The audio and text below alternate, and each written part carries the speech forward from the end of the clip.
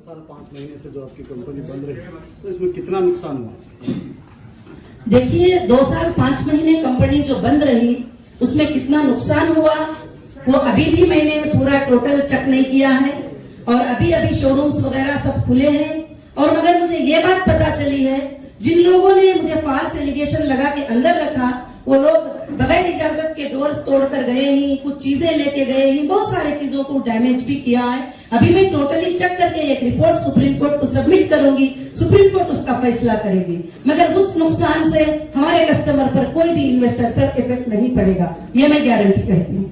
बार बार हीरा group के ताल्लुक से बात होगी तो हीरा ग्रुप, प्लीज आप एक एक सवाल करिए, मैं ताकि तुमको आसान से जवाब दे सकूं। जब आप MPL स्टार्ट किए थे जी जी, आपको ये स्टार्ट हुआ क्या? आपको किसके ऊपर ज्यादा पॉलिटिकल प्रेशर? देखिए, ये मैं MVP जो ऑल इंडिया महिला एम्पावरमेंट पार्टी स्टार्ट की थी, वो इसलिए स्टार्ट की थी कि अभी भी हाल में आप देखें कि एक लड़की आयशा का ये हुआ और उसने सुसाइड किया। उसको सपोर्ट नहीं मिलता था, माँ बाप की तरफ से भी, उधर हस्बैंड की तरफ से भी, सब। मैंने ऐसे लाखों की औरतों की मदद की, तो मैंने औरतों की सपोर्ट के लिए प्लेटफॉर्म को कायम किया। कुछ पॉलिटिशियन को यह बहुत ही बुरा लगा कि मैं औरतों को लेकर एक पार्टी को कायम किया और पार्टी का नाम भी महिला एम्पावरमेंट पार्टी और जस्टिस फॉर ह्यूमैनिटी मैंने स्लोगन रखा। और मैं उस वादे पर, उस चीज के ऊपर जो है मैं खड़ी रहूंगी और मैं महिलाओं के लिए, जस्टिस के लिए पूरी जिंदगी फाइट करूंगी। जी, तिरुपति में यूनिवर्सिटी नहीं, तिरुपति में हमारी कॉलेज और जो लड़कियों की है वो ऑलरेडी बहुत सालों से कंप्लीट है। 1000 से ज्यादा गर्ल्स जो है वहाँ पर तालीम हासिल कर रहे हैं। अभी कोविड-19 के सिचुएशन से वहाँ अभी भी तालीम जारी है, बच्चियों की ऑनलाइन पर पढ़ाई चल रही है और 400 से ज्यादा टीचर्स वहाँ पर बच्चियों को पढ़ाते हैं। और लड़कियों को वहाँ पर मैंने, उन लड़कियों को जो पूर फैमिली के होते हैं, जो कभी भी पढ़ाना नहीं चाहते, उन लड़कियों को मैंने एम्पावर किया है। और वो वहाँ पर भी 1998 से शुरुआत है और इंशाल्लाह वो चलता रहेगा। जी जी, देखिए, मैं एक बात तो बता सकती हूँ कि कितने क्या है वो मैं डेटा चेक करने के बाद बता सकूंगी, क्योंकि डेटा को मेरे CCS ने फ्रीज करके रखा है। जैसे डेटा देंगे तो मैं ही सर्च कर सकती हूँ। दूसरा, मैं इस बात की गारंटी दे सकती हूँ कि अकाउंट में कितना पैसा है, कितना नहीं है, वो इश्यू नहीं है। कंपनी के पास इतने सोर्सेस हैं कि जो इन्वेस्टर है मैं उनको टोटल कंप्लीटली अमाउंट देकर उनको ये कर सकती हूँ। देखिए जी, देखिए असेट्स तो देखेंगे तो मोर देन तेलंगाना में 5000 करोड़ से ज्यादा हमारे असेट्स हैं। और जो कस्टमर को देना है वो बहुत ना देने के बराबर है और इंशाअल्लाह मैं वो देकर भी रहूंगी। भले वो असेट्स हम खरीदे थे तो उस वक्त 1 रुपया था, मगर आज उसके वैल्यूज जो है बहुत बढ़ चुके हैं और वो वैल्यूज को हम इंशाअल्लाह ये करेंगे। और दूसरी बात, जो भी मार्ट्स बने हैं वो हमारे ओन है, जो भी ऑफिसेस हैं वो हमारे ओन है, कहीं भी हमारी रेंटल लीज ऑफिसेस नहीं है। उसमें मेरे कस्टमर को मैं सेटिस्फाई कर सकती हूँ और उनको पूरा पेमेंट्स मैं अदा कर सकती हूँ। अभी तो पूरे आपकी प्रॉपर्टीज जब्त कर दिए, तो अभी आप बेचना चाहें तो भी नहीं कर सकते? जी, जब्त कर लिए और काफी प्रॉपर्टीज को सुप्रीम कोर्ट ने रिलीज कर दिया है और बाकी का और भी एक फाइनल आर्ग्यूमेंट इंशाअल्लाह होगा और मुझे इंसाफ मिलेगी। मुझे ये मालूम है क्यों कि जब हम देना नहीं चाहेंगे तो जब दूसरों को बेचने की इजाजत मिलती है, जब हम खुद देना चाहते हैं, देने वालों का पेमेंट कितना है वो सुप्रीम कोर्ट के नजर में है। हमने सुप्रीम कोर्ट को टोटल बातें सबमिट किया है, तो इंशाअल्लाह हमें उम्मीद है कि टोटली हमें रिलीज मिल जाएगा। मैडम, ये 5000 करोड़ जो है ओनली तेलंगाना है आपके एसेट्स? हाँ जी, ओनली तेलंगाना जी। अक्रॉस द कंट्री कितने रहेंगे मैडम? अक्रॉस द कंट्री बहुत सारे रहेंगे, मैं अभी टोटली चेक करके नहीं बता सकती। अब्रॉड में क्या रहेंगे? अब्रॉड इन्वेस्टमेंट्स में? नहीं, अब्रॉड का कुछ भी इधर नहीं है।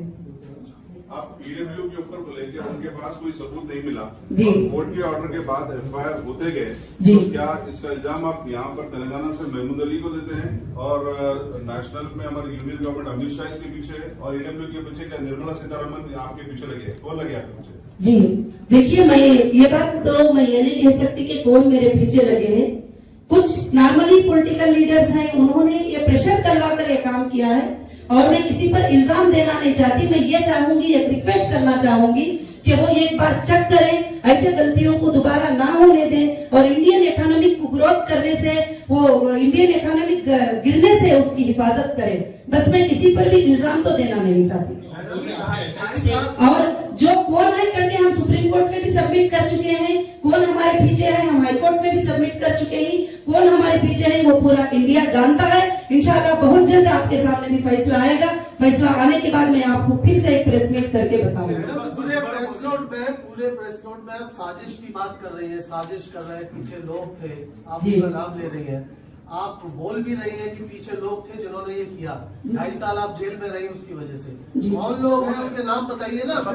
आप पूरी बात वो कर रही है साजिश पे, आप कहते हैं हाई कोर्ट में बताया, आप प्रेस मीट बुलाया आपने, जी। आप बताइए कि कौन लोग हैं जो जिसको आप कहती है कि जो पीछे साजिश में आपके पीछे है। जी देखिए कि साजिश में तो मेरे पीछे 2012 में असदुद्दीन ओवैसी साहब ने कंप्लेंट करवाया था और वो कंप्लेंट फेक निकला और उसके बाद मुझे अलग अलग एजेंसियों पर उनके ही लेटर से मुझे अटेंड करना पड़ा।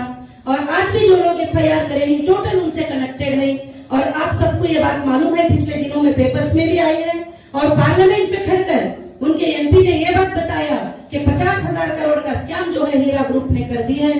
जब एविडेंसेस मांगते हैं तो 50 लाख भी उनके पास नहीं है, 50 रुपये भी नहीं है। फ्रॉड किसको कहते हैं? जो अमाउंट इलीगल हो, जो अमाउंट अनट्रेसेबल हो, जो अमाउंट का हिसाब ना दे सके वो फ्रॉड होता है। ऐसा अमाउंट तो 50 रुपये भी नहीं मिल सका। और मैं इससे ज्यादा आपको कुछ बताना नहीं चाहती कि और सारे कोर्टों को ये बात पता है, जो बेसिक सेशन कोर्ट से लेकर हाई कोर्ट से लेकर सुप्रीम कोर्ट में भी हमने रिट पिटीशन में सारी चीजें जो है दाखिल किया है कि हमारे पीछे कौन है और हम गलत किसी पर इल्जाम लगाना नहीं चाहते। लीगल तरीके से जो हमारे सामने आकर हमको डैमेज करेगी और हमने कोर्ट को उनको लीगल तरीके से सबमिट किया।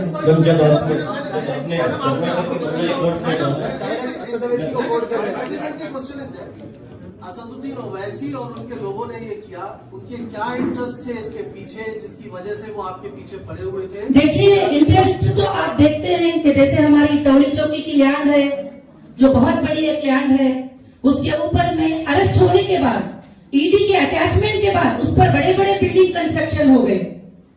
क्यों? उनके ही एरिया में हुए। बाकी मेरे प्रॉपर्टीज बंजारा हिल में है, बाकी मेरे हाफिजेस बंजारा हिल्स में है, बाकी मेरे प्रॉपर्टीज कुकटपल्ली में है, बाकी मेरे प्रॉपर्टीज हर जगह है। वहां पर कोई हिम्मत नहीं कर सके डोर की तरफ नजर भी उठाने की, मगर उनके एरिया में जो है वहां पर मेरे घरों में घुसे और जैसे HS रेसिडेंसी है और बहुत सारे जगह पर वहां पर मेरे चीजों पर जुल्म के साथ जो है उस पर प्रॉपर्टीज पर कंस्ट्रक्शन किया गया, बहुत सारे जुल्म हुए। और मैं जो अंदर जो तकलीफ पहुंची है वो मैं आपके सामने खुलकर नहीं बता सकती। जो उतनी तकलीफ मुझे 2012 से लेकर 2018 तक जो दिए और 2018 से 2021 तक जो तकलीफ को मैं फेस की हूँ वो सिर्फ मेरा अल्लाह जानता है और मैं जानती हूँ। और आप समझ सकते हैं कि एक औरत पर इतना बड़ा प्रेशर होगा तो उसके लिए कैसी तकलीफ होगी। मैडम आपका कहना है कि इसके पीछे असद साहब जी केरला में गए, मुझे देखो उनके पीछे मैंने कभी नहीं सोचा था कि वो मेरे पीछे होंगे, मगर उनके लीगल FIR, उनका साइन, उनके डॉक्यूमेंट्स, उनके परफेक्ट चीजें देख करके जैसे FIR में कहते हैं इनको चेक करो, ये कंपनी ऐसी है, ये फ्रॉड है, फलाना है, फलाना है। अब जहाँ FIR कराते हैं वो सारे एरियाज में उनके लोग होते हैं और वहां पर मुझे गलत बातें जो बैठकर यूट्यूब पे बदनाम करते हैं वो लोग भी उनके लोग हैं। तो जब मैं फाइनल यही करूंगी, जो मेरे सामने नहीं है मैं उन पर किसी पर भी इल्जाम लगाना नहीं चाहती। जब आपको अरेस्ट किया गया तब से सुप्रीम कोर्ट एसोसिएशन से रिजाइन कर चुके हैं।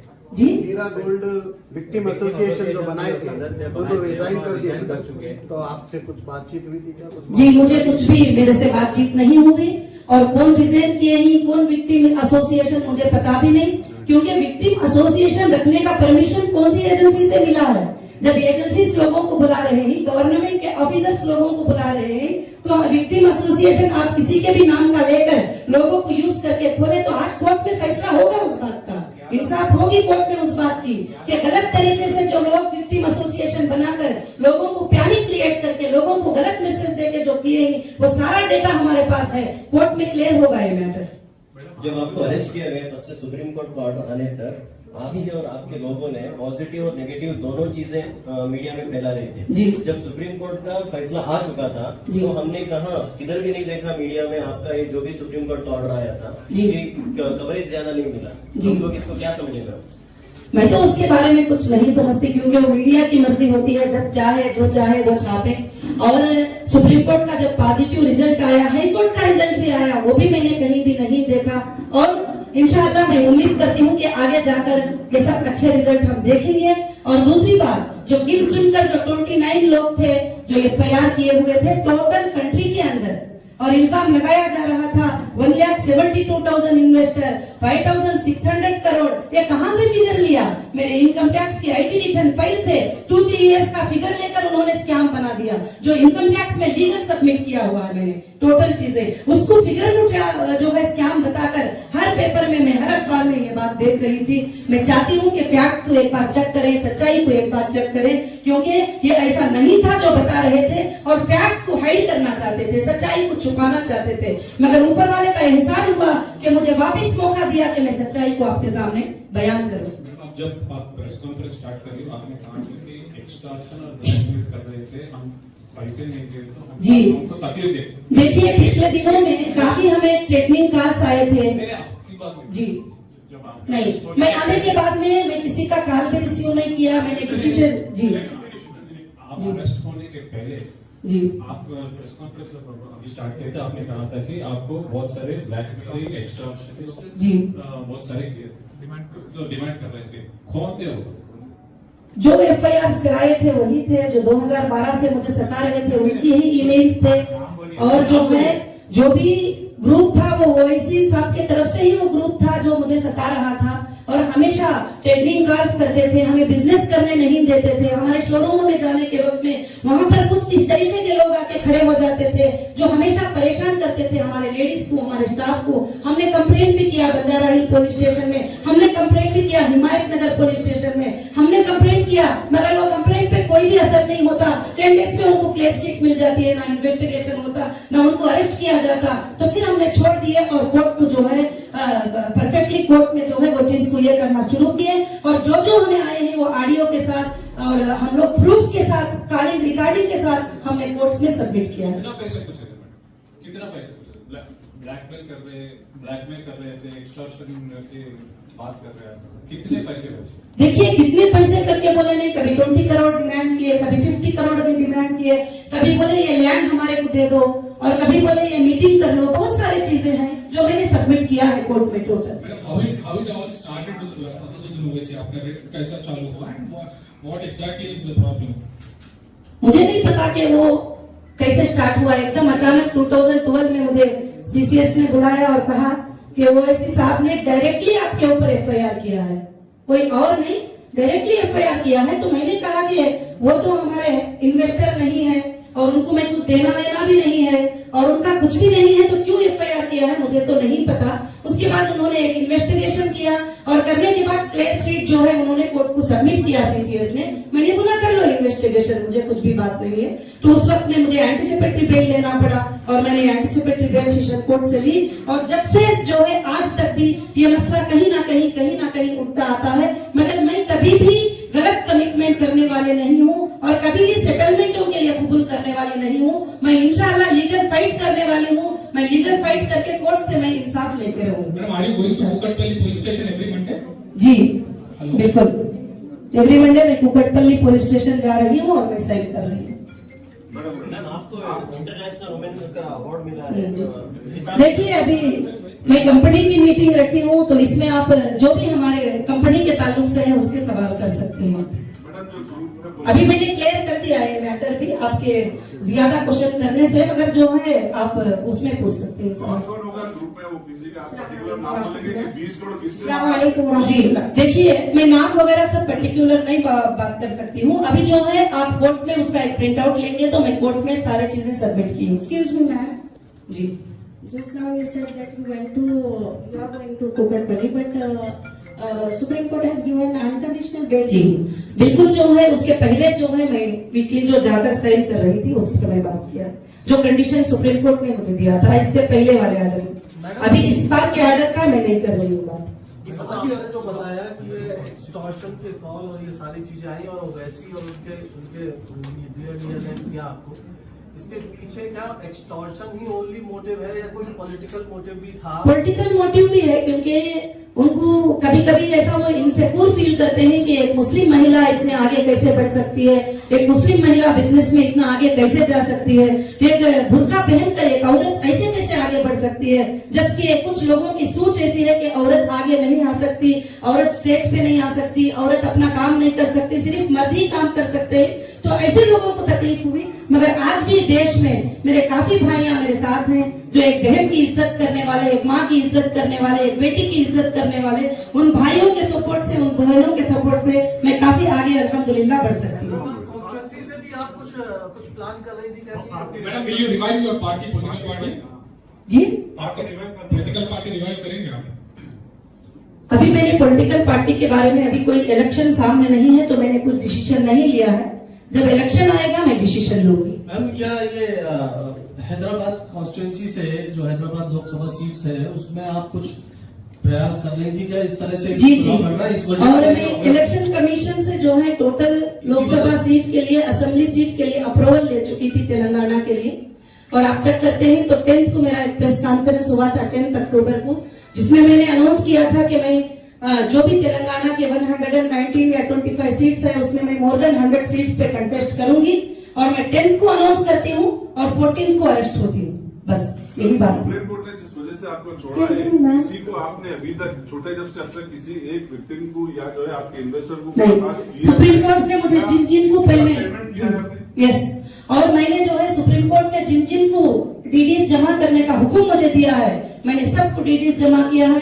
सुप्रीम कोर्ट ने जो एजेंसियों को डीडीज डिपॉजिट करने का कहा है मैंने डीडीज डिपॉजिट किया है। और सुप्रीम कोर्ट ने जो कंडीशन दिया था मैंने 100% कंप्लीट करके फिर सुप्रीम कोर्ट के सामने पेश हुई थी। कितने विक्टिम्स को जो है पैसा दिया है आपने? कितने करके नहीं, जो कोर्ट में जो एफआईआर था, जो अमाउंट था, उस अमाउंट को हमने टोटली डीडीज जमा किए। 29 एफआईआर पे क्या अमाउंट था वो हमने जमा किए। अभी आपको कुछ सिक्योरिटी थ्रेट है क्या? देखिए, मैं सिक्योरिटी थ्रेट के बारे में तो नहीं बता सकती, मगर हालात जो है वो सब आप समझ सकते हैं अच्छे तरीके से। और ऐसा थ्रेट भी है तो कोर्ट है, कोर्ट को हम अप्रोच हो जाए। टोटल 29 एफआईआर इंडिया के अंदर थे, केरला, महाराष्ट्र और तिरुपति आंध्र प्रदेश और तेलंगाना और जो है कर्नाटका, इतने जगह पर टोटल 29 एफआईआर थे। अगर वो 29 लोगों की प्रोफाइल चेक कर लेंगे वो कौन है तो बिल्कुल मैटर एकदम क्लियर समझ में आ जाएगा। कोर्ट्स को ये समझ में आ चुका। प्रेस में की हीरा ग्रुप के बारे में है, तो हीरा ग्रुप के बारे में आप थोड़ा ज्यादा बताएंगे तो अच्छा रहेगा इन्वेस्टर्स के लिए। जी, आप जी प्रेस मीट आप हीरा ग्रुप के बारे में जो है अभी हमारे बस मैं हीरा ग्रुप के बारे में तो पहले मैंने आप पूरी प्रेस मीट वही किया है।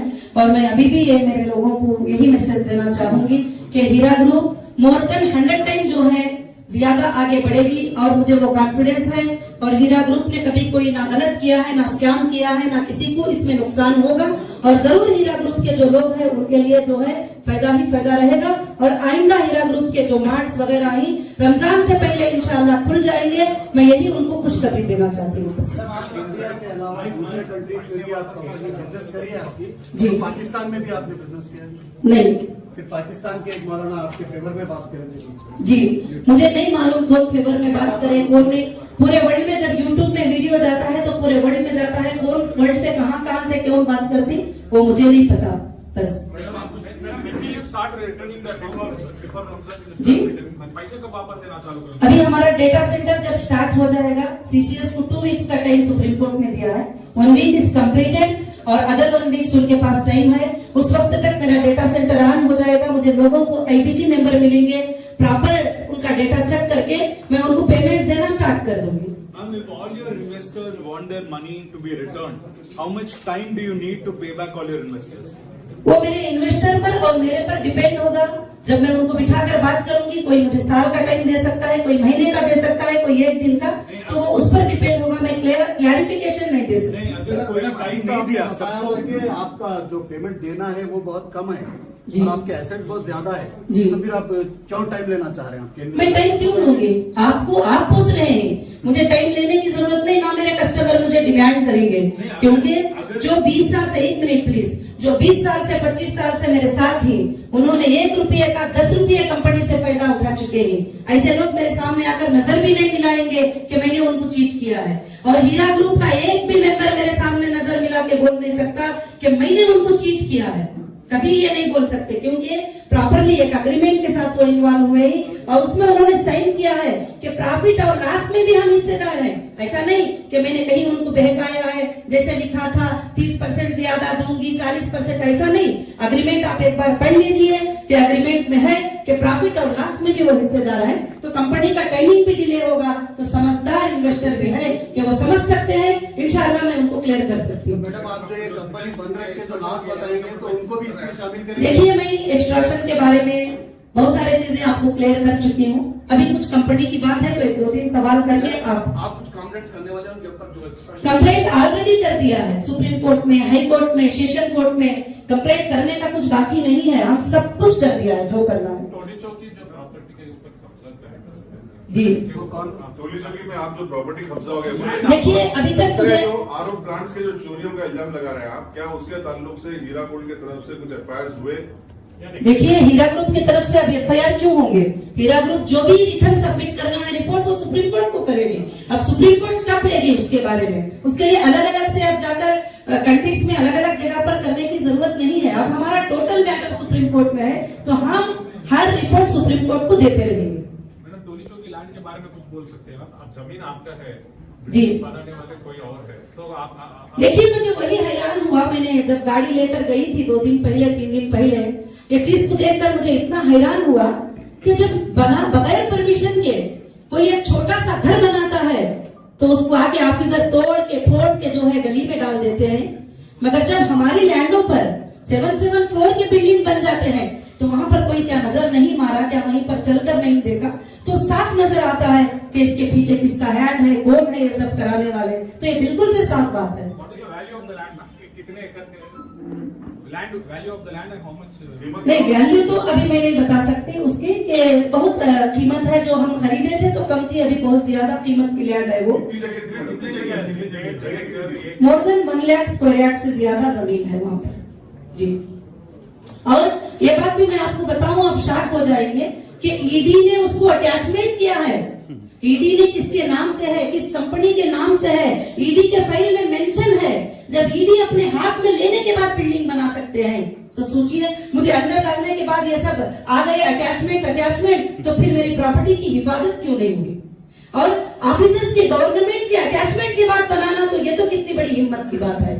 और यही मैं शॉक हो गई वहां जाकर देखकर कि जब तक के कोई अटैचमेंट्स नहीं थे, हमारी प्रॉपर्टी पर कोई भी नजर भी नहीं डाल सकते थे। मुझे जेल में रखकर और मुझे अंदर रखकर जो है हमारे प्रॉपर्टियों पर बना रहे थे, वो भी ईडी के अटैचमेंट के बाद। ईडी जिस दिन अटैचमेंट की है, टोटली प्रॉपर्टी हीरा रिटेल हैदराबाद प्राइवेट लिमिटेड के नाम से, हीरा गोल्ड एक्सिम लिमिटेड के नाम से वो प्रॉपर्टीज हैं और उसके ऊपर बनाया जा रहा है कंस्ट्रक्शन, तो ईडी के अटैचमेंट के बाद बनाया जाता है। आप सोचिए। तो आपका कहना है कि ऑफिसर्स और जो पॉलिटिशियन के ऊपर आप देखिए, कहीं ना कहीं जो है, कहीं ना कहीं ऑफिसर्स को या ऑफिशियल्स को या तो प्रेशर्स होगा, या नहीं तो ऐसा पॉसिबल नहीं है बिल्कुल, क्योंकि कोई अटैचमेंट के बाद बिल्डिंग बना ले और वो देखकर बिल्कुल खामोश रह जाए। तो आपका कहना है कि नेक्सस है? बिल्कुल, हमने सबमिट कर दिया है, ये भी रिपोर्ट हमने सबमिट किया है, टोटली एवरीथिंग हमने कोर्ट को सबमिट किया है। अब कोर्ट इंसाफ करेगी हमारे लिए। आपको अभी आपकी प्रॉपर्टीज बेचने के लिए हक है या? देखिए, बेचने के लिए हक तो हमने अभी मांगा नहीं है, क्योंकि मुझे इतनी जरूरत नहीं है। बेचने के लिए मैंने हक नहीं मांगा है, मैं हक के लिए फाइट कर रही हूँ।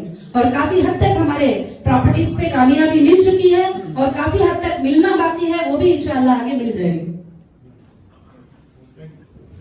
Thank you so much.